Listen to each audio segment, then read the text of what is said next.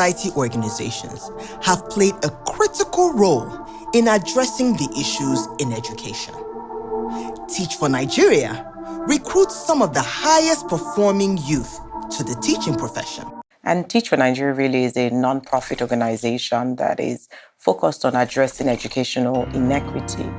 And we approach this challenge in a very unique way, where we recruit outstanding fresh graduates and young professionals who we train and place to teach in really high-need schools across Nigeria.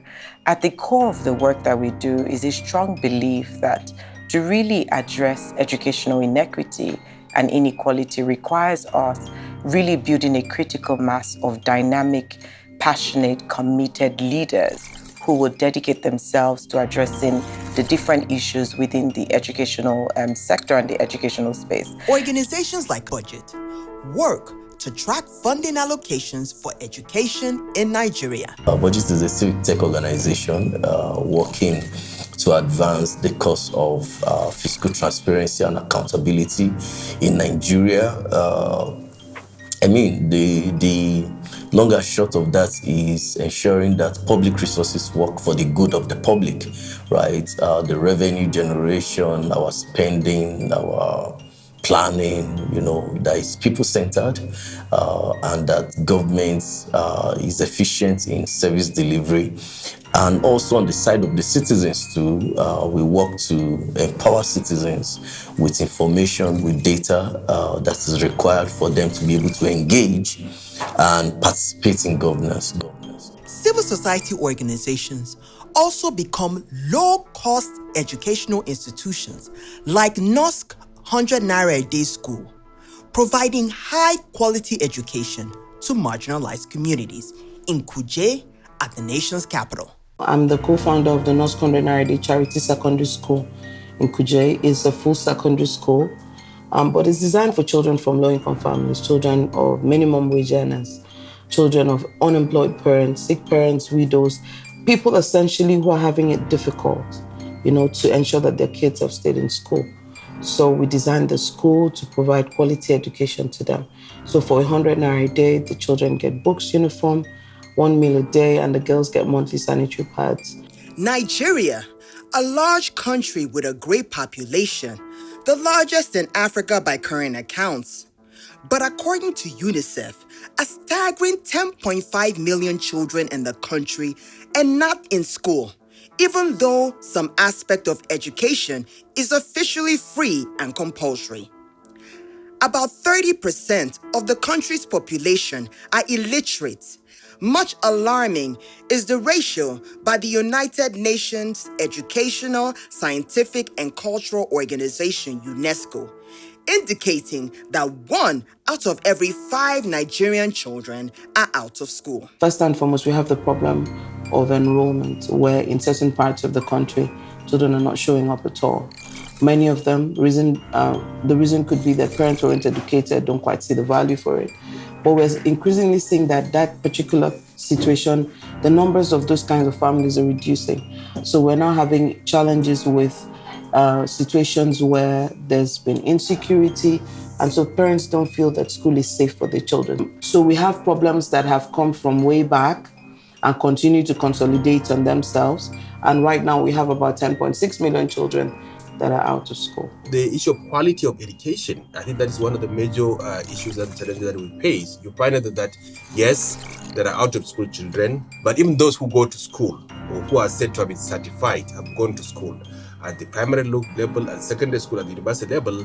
Unfortunately, for many of our children, it looks like actually they just zoom through the school system without the school system zooming through them as well. Education is administered by the federal, state, and local government, which the Federal Ministry of Education, responsible for the overall policy formation and overseeing quality control of the educational system. The issues of education remain a cardinal campaign point for several candidates seeking to be elected in the highest office of the country. But while several efforts are being made, none has sufficiently tackled the myriad of issues facing the educational sector. The Nigerian education sector has been poorly funded over the years, falling below the UNESCO recommendation, receiving a mere 5.6% of the total budget in 2021. In the course of our work, we see some interesting experiences where there is budgetary provision, for example, for 6 blocks of classroom in a community.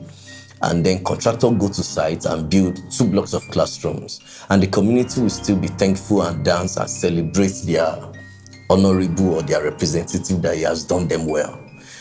And you know what happened in that sense? Because the community didn't have any schools in the first place. So 2 blocks of classroom is a big deal, right? But what they don't know is that because they don't have the knowledge of the rights and the detail of the budget provision, they have actually been marginalized. Corruption has happened.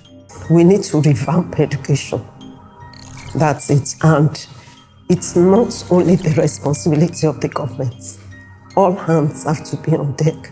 We need to change our mindset, to change orientation, security for students, infrastructures, technology. Now, technology. Some states, overpopulation, some sitting on the floor. Government needs to really come up with even the existing policies to implement them, and then new one curricular system that we go with the present time that we are in. A lot of our focus has been on getting funding right. So we do have, so every year the budget for education has been going up, and that's deliberate so that we're able to solve some of those problems that I mentioned. So I think that's one thing government has done.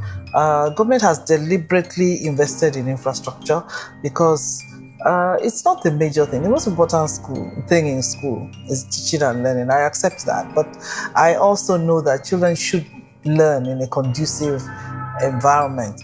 The Nigerian Academic Institution, a shining light in Africa's development, has produced iconic figures who are heads of several world organizations, leading innovation in the world of tech, economics, science, holders of prestigious global award titles, and even heads of states.